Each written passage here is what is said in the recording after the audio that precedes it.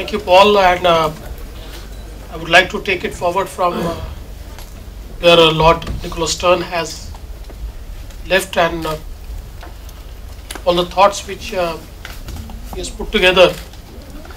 I think that is a way forward, and it's most important that countries like India, where we are looking at a very high growth rate and high infrastructure development, I think the sustainability is the key. And when we talk of achieving SDG within Paris Accord of 2%, 2 degrees centigrade, which you discussed, I think it is very important that we follow a regime where we develop at a high pace, at the same time it is sustainable.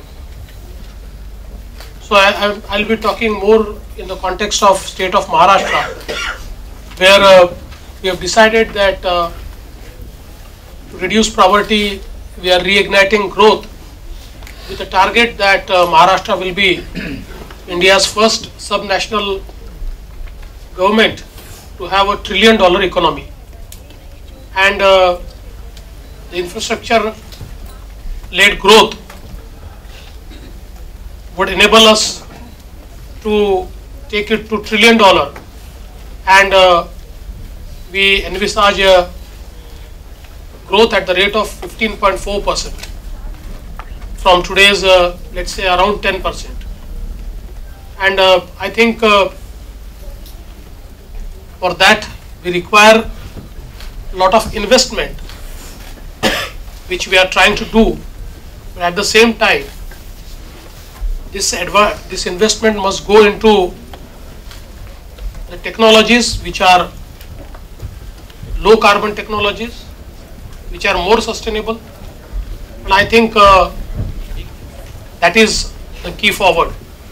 So actually 5 major policy shift which we have done in Maharashtra to embrace this path of the Paris Accord. The infrastructure, now Maharashtra is one state in India which is 50% urbanized, while the urbanization in India is around 31%. Maharashtra has 50% urban population, and the basic polluter is mobility. So we're trying to shift the entire urban transport from cell-phone vehicles to mass public transport, which is run on clean fuel. Secondly, the SDG of ecosystem biodiversity conservation, where highways are being constructed with all sensitivity for wildlife and to conserve the biodiversity. SDG of eliminating hunger and universal access to water, where we are trying to shift from creating big dams towards more decentralized water structures which are absolutely environmental friendly and which conserve the entire ecosystem created by the nature. Also, the fourth policy shift is towards clean energy, because today 87% of the agriculture power comes from coal-fired units, which creates highest pollution, and we are trying to transit to the solar grids. And of course, as rightly told by Lord Stern, we are trying to have a rapid consensus-based implementation program, where we have created a CM war room to drive all these projects. Now, if you look at our growth trajectory, today we are around 400 billion, and we are growing at around 9 to 10%. So by business usual, we'll grow to to a trillion by 2029. But we have decided that we want to grow to 1 trillion by around 2025. And the key to that is, of course, creating a lot of infrastructure. So we'll have to take our growth trajectory towards 15.4% to achieve our target. And today, growth rate in agriculture is 11%, industries is 30%, and services is 59%. The share. That share by 2025, agriculture will be 6%, industries will be 27%, and services will be 67%. And if you look at the 5 strategies which I've already spelled to fuel this growth, I think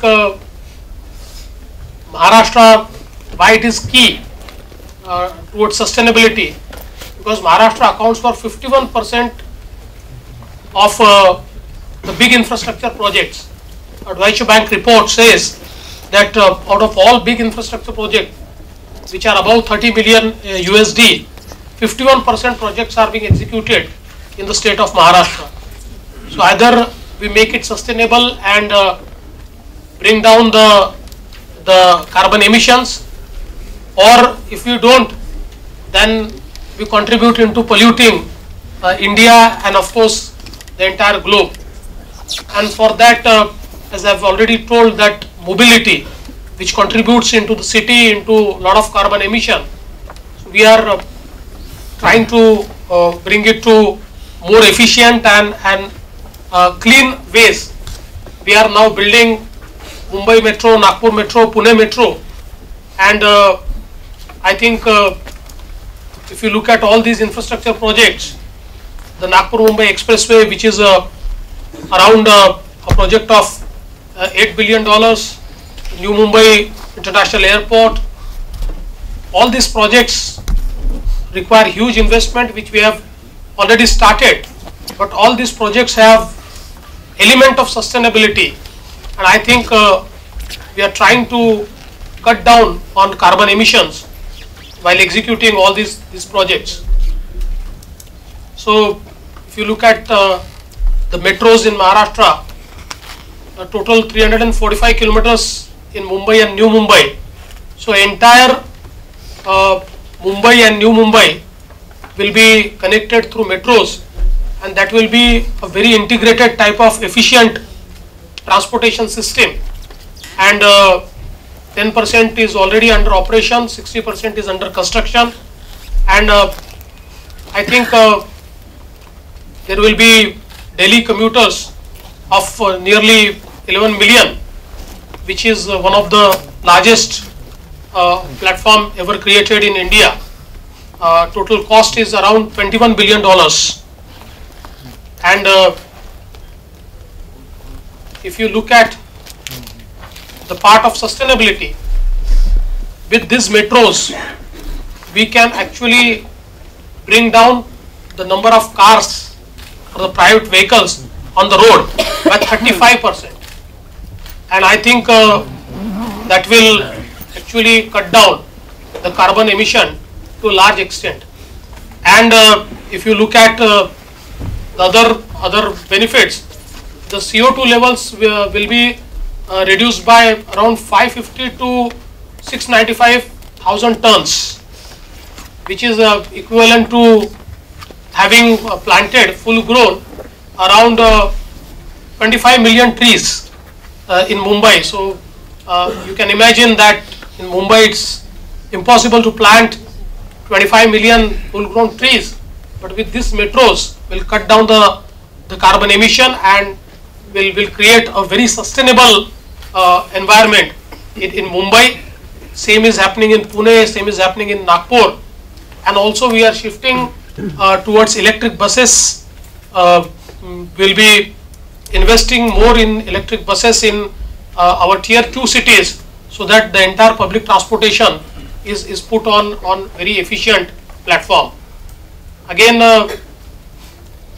if you look at the Nagpur-Mumbai Communication Super Expressway, which we call Maharashtra Prosperity Corridor, which is a 700 kilometers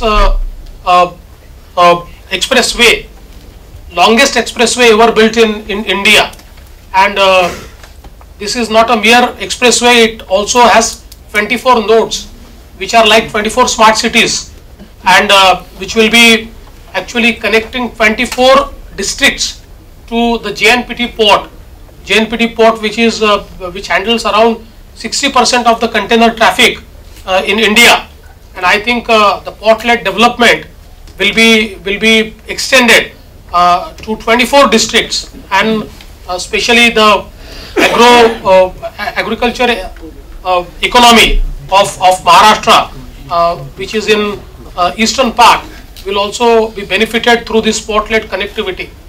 And I think with this one project, will be actually not only integrating the entire state with the JNPT port, but will be creating an entire logistic corridor where, as I have rightly said, that JNPT port, which is one of the biggest port, which is in Mumbai, and connecting it to Nagpur. Nagpur is a 0 mile of India, and after GST, the artificial walls between the states, the artificial boundaries have collapsed, and India has become one single market. So with the strategic location of Nagpur, which is 0 mile, I think we'll be able to do entire logistics, handle entire logistics from Nagpur. And with this corridor which we are creating, it has a potential to handle more than 50% of the logistics for the entire country. And for this, I must tell you that we could acquire the land in just 9 months, and for 700 kilometers, it's a greenfield road, and I think the entire land acquisition has been done through consensus. So there was no acquisition by any notification, but we entirely had discussion with the farmers, with the stakeholders, and we have actually now 93% land in our possession, and we have already awarded the contract. And again, I think the entire road which we are building, the sustainability is a key. All the technologies which we are using, this is a very green road, and it's a very sustainably viable road. And of course, AIIB can also look at funding this road, although we have tied up with a few Indian banks. But I think this will be a role model how a sustainable road can be built, how sustainable infrastructure can be built in a state. Again, the basic the thing about this road is that it passes through the Western Ghats, which is a biodiversity hotspot, and I think everybody in India is very concerned about the conservation of Western Ghats. It also passes through grassland habitats, and it also passes through the tiger corridor. So the entire element of sustainability about the protecting the biodiversity in the Western Ghats, about protecting the grasslands, and about protecting the tiger corridors has been taken care of. And this is one photograph how it used to happen. This is you can see a tiger cut at a rail junction, and now what we have really done, that we have mapped the entire tiger corridors, and after mapping these entire tiger corridors, now all our new infrastructure is creating underpasses and passes through which the entire wildlife can pass hassle-free, and there will be no more accidents like the one which we are watching in this photograph. So by this, I think we have created a corridor where the entire biodiversity, entire tiger corridors will be sustainably protected, and the infrastructure will not get hampered. And in all our roads, all our national highways, state highways, we are actually taking all these mitigation measures through which I think we are trying to protect all our habitat. Chief Minister, I just wonder if we could sort of wrap it up. Yeah. I'll so they could ask questions. 2 to 3 minutes more. Sure. So normally, I'm very resistant doing this in my host country. so in fact, in our country, you can give a microphone to a politician, and then you cannot stop him. Well, I didn't say that. We have the same But problem. I'll stop. We have the same problem. So just again, if we look at what the climate change is doing, if you look at these graphics, I think we mostly depend upon the rain, and due to climate change, the rains have become so erratic, and that has lot of stress on the agriculture production, and so we have actually started shifting from making large dams towards creating small water conservation projects. And through this Jal Yukt Shivar, which is our flagship program, we have made in just 2 years 11,000 villages drought free, and they are water neutral. And I think by 2019 we'll be able to make 22,000 villages water neutral, where through watershed development we have created small structures, and with lot of people's participation, we have made them actually water neutral. And these are some photographs. I'll not. So, what is the result?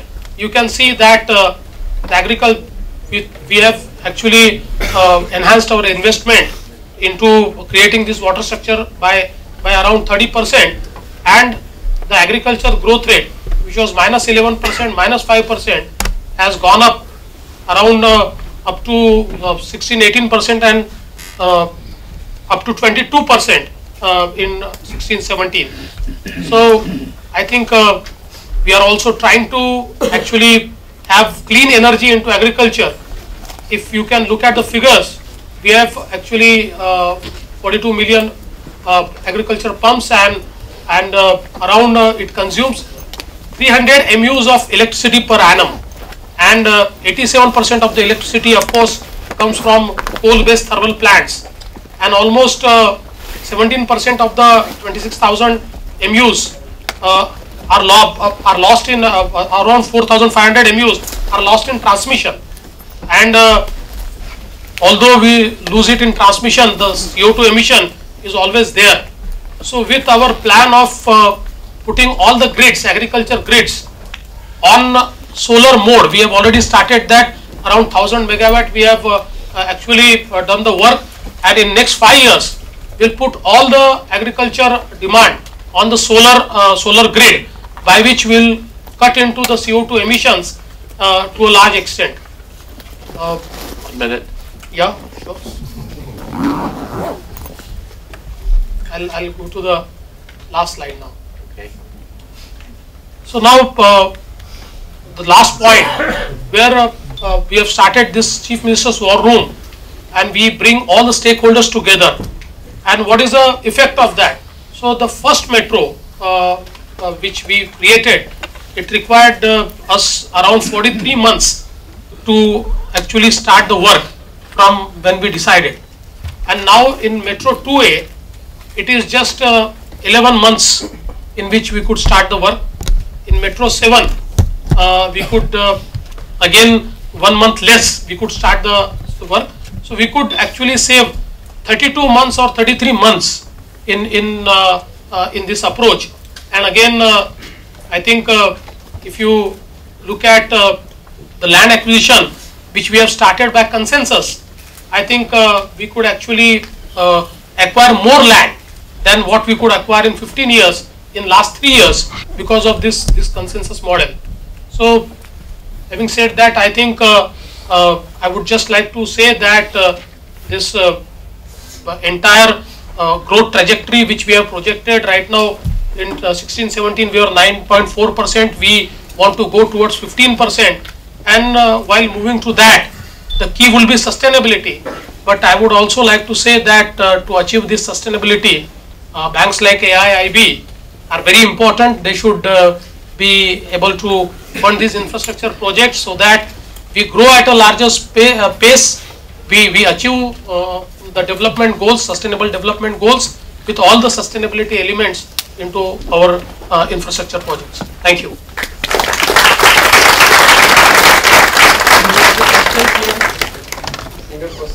Sorry, could you identify yourself, because we're in the blind light here, and raise your hand so we can see you? I will identify myself. Yes, could you stand up and ask your question? I'm a senior journalist from Delhi. I'm also a Mumbai.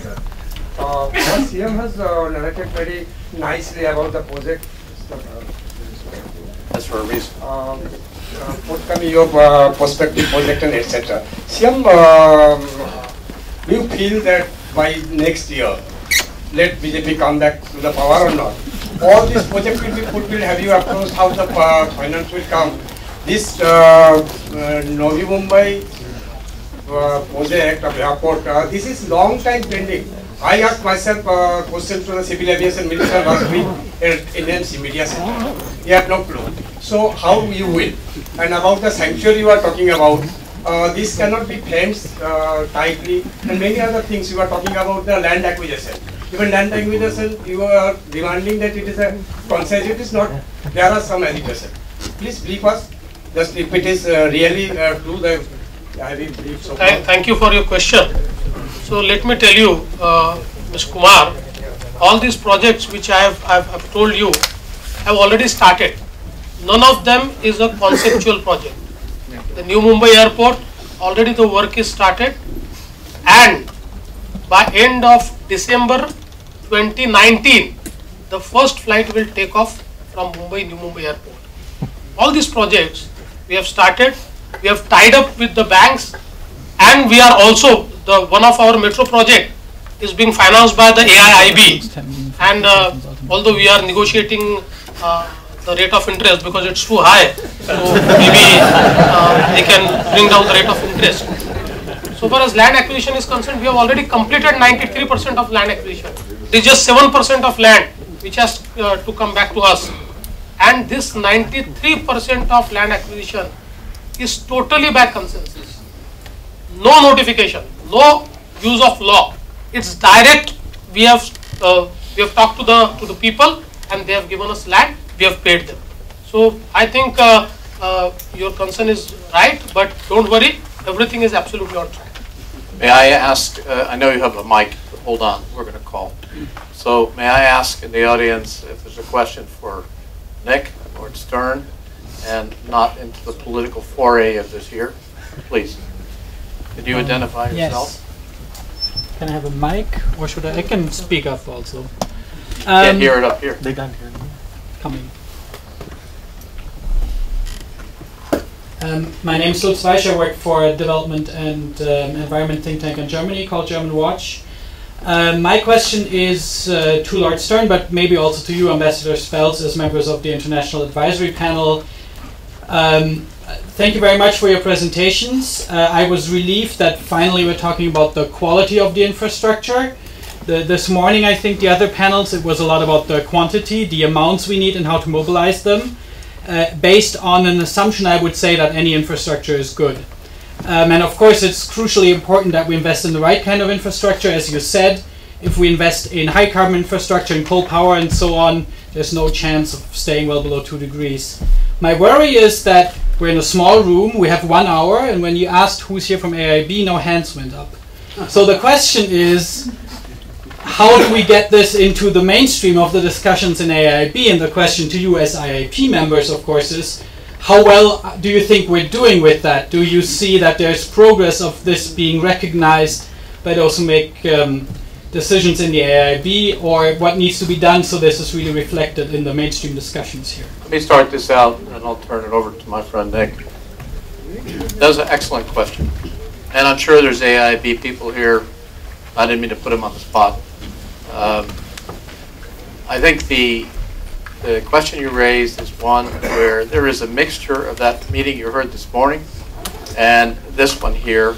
The most important part is that we all are very concerned about making sure that whatever we're doing in sustainable infrastructure, and infrastructure period, is something that is very, very carefully looked at and monitored. We're very different. than some of these other organizations, honestly, out of China and other groups. And I'm not speaking for the chairman, President Jin. I'm speaking on myself because I've been through these efforts before. And we are taking a look at programs that are going to be looked at in terms of the policies and credentials and viability for human life and so on that are important. Otherwise, we're not going to fund them. And I can tell you, in our private meeting yesterday, there was a lot of very good questions raised. And those meetings are the most open. And having served at the ADB representing the United States and on China-US policy, on economics, that's really refreshing to see that happen. But remember, we're a new bank. We're only going into, what, half of our third year, right? And the progress is remarkable. But the programs being done by UNGOs and others, I think, is helpful. And bringing that up is a very helpful comment. Nick? Thank you very much, Paul. I mean, obviously, neither Paul nor I speak on behalf of the AIIB. We're the International Advisory Panel. Advisory is the operative word. Yeah. But Paul's been inside the Asia Development Bank. I've been inside the BRD and the World Bank. So I think we have some experience of how they function. And I think, if you remember the very last bit of what I said in my presentation, the AIIB is in the vanguard. Its strategy, line one essentially, or the top of the top headline, is sustainable infrastructure. And you asked the question, is this the strategy? But also you asked the question, did you press the question, is it delivering on that strategy? As a sort of friendly, quite close observer, my answer to that question is, yes it is. And it's delivering because the shareholders take it seriously and because the management are real leaders and they are embodying that in what they do, not just because the shareholders want it, of course that's important, because they want it too and they see it as the way forward. So I believe it's absolutely genuine, and it's more than just sort of doing what it said it's doing. It's trying to lead and set examples for other people. This is not entirely political, right? No. Okay. So I am Chetan Sharma from Infrastructure Company SL. My question is basically the banks, where it stand and what our requirement is for the funding actually. Banks will be not able to fund these kind of growth. And given the PPP structure of our country, the contract management is so weak, we don't get non-recourse financing for our project actually. These are basically promoter-driven financing actually. So what the government is doing, so that to bring the quality of equity into infrastructure. Second thing, how the contract management can be a bit stronger, so that the people, those who are financing, those who are partnering with the projects are protected. Question? Questions for me? Yeah. Good. Let me tell you, first thing, every financing agency should understand that in India, the best people to finance are governments. And unfortunately, mostly the financing agencies are looking at the private sector to finance more than governments. So, in fact, in governments now, if you look at the contracting structure, they are very good, and basically lot of things have changed. Lot of efforts have been put into making model contracts where the investors' investments are protected. Now, the policies stay at least for the contract period. Normally the policies now have become predictable, they don't change the way Lord Stern has said. And I think bringing equity is something I think is very important. So basically in our Nagpur-Mumbai communications super expressway, which I've just told you, we're trying to bring in equity partners. We are also tapping some sovereign funds to come to bring in some equity into it. In our Dharavi redevelopment project, which is one of the India's largest slum redevelopment project, we are looking at equity participation, and we are very hopeful. We have successfully concluded discussions with with a few sovereign funds who are bringing certain equity into it. So I think there's a lot of scope. In fact, I would like all the funding agencies, sovereign funds, banks, multilateral funding agencies, to look towards the government projects, because that is the safest place to invest. Thank you. Thank you very much. Take one more question, and then we really have to break. Over here, sir.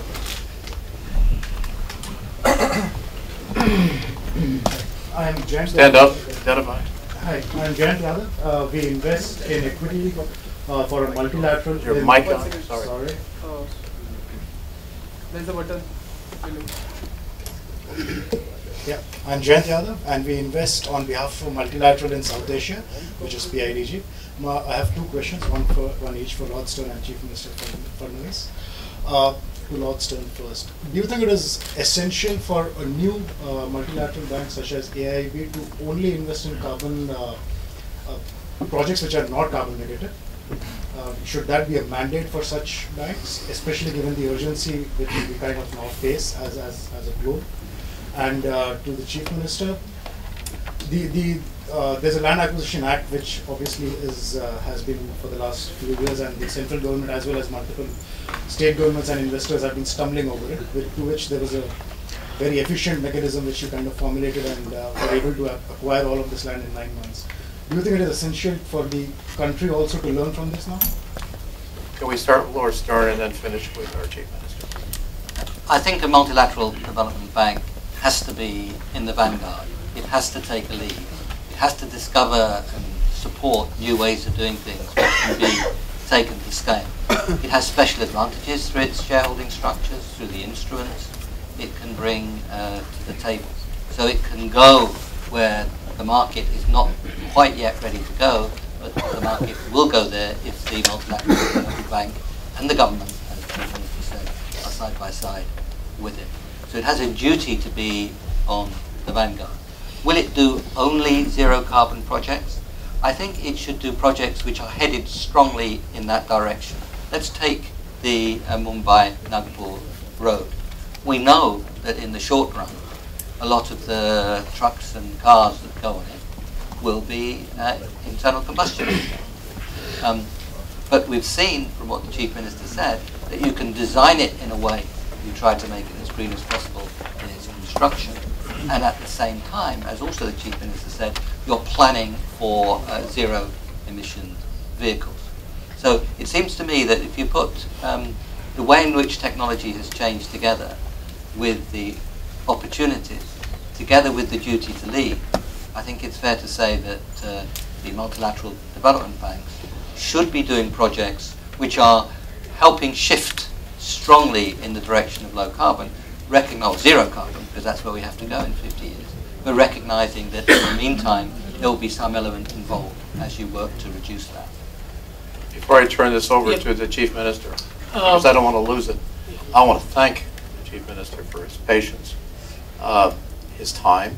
I want to thank India for sponsoring this program. I want to thank you as an audience for being very, very polite, quiet. It's not very often that I sit in front of a large group like this and cell phones aren't going off. So I do thank you. And believe me, your points here, your questions, and the comments will be taken a look at very carefully, because I see it's being filmed, and that's internally for AIIB. So on that basis, I want to turn it over to you, sir. So the Niti Aayog has taken note of the Maharashtra model of land acquisition, and the CEO of Niti Aayog is also preparing a draft on that. And he has, in many of the forums, has recommended other states also to follow the Maharashtra model of land acquisition. Can I ask a question here from the back, please? I can hear somebody, but I can't see a hand or anything else. I see one here. Somebody may tell us one route. Yeah, here, I'm here. Where? Yeah. Way back there. Yes, yes. Why don't you go? You go. Quick questions, and then we got to go. So my question is more in the nature of seeking information, being from the press. So I write with the I write for the Financial Express newspaper, and question to For the Financial Express newspaper, Okay. from the Indian Express Group. Question to the Chief Minister. Just want to seek more information on what you said about seeking funding from the AIB for the Nagpur-Mumbai Expressway. I believe around 35,000 crore would have been tied up, about 25,000 crore from the banks, and HUDCO and the 5 state-owned agencies would come around with about 10,000 crore. So your gap is really not much, and you're looking at equity participation in that. So would that be from AIB, and you've also been in talks with Malaysia and others, South Korea notably as well of late. So which of these is going to fructify? And second, you also talked about some sovereign funds and other kinds of funds for the Dharavi redevelopment project. On both these, if you could give some more information with some names, I'd be grateful. Actually, so far as our metro project is concerned, we are in final talks with the AIIB, and probably we'll close it down. On the Nagpur-Mumbai Prosperity Corridor, as you have asked, we have just initiated the talks. You're right that although we have tied up with the Indian banks, but it's a huge project. It's not just about a road. We have to develop 24 nodes, which will also demand some more investment. So on those aspects, we are not just talking to AIIB, we are also talking to certain sovereign funds which have shown a lot of interest into developing these nodes. And I think about the Dharavi project, which I have talked about.